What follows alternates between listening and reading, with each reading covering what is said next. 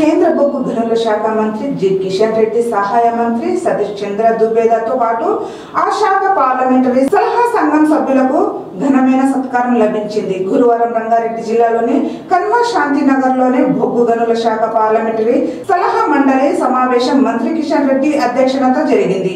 ఈ సమావేశానికి విచ్చేసిన మంత్రులు, ఎంపీలకు సింగరేణి యాజమాన్యం ఆతిథ్యం ఇచ్చింది.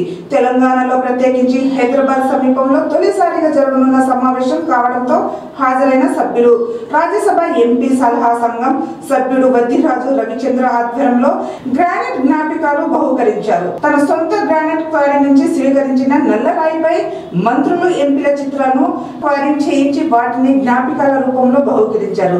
ఎంపీ రవిచంద్ర విదేశీ పర్యటనలో ఉండటం చేత ఆదిత్య సంస్థ సింగరేణి సంస్థ సిఎండి ఎన్ బలరాం వాటిని మంత్రులు అతిథులుగా బహుకరించారు.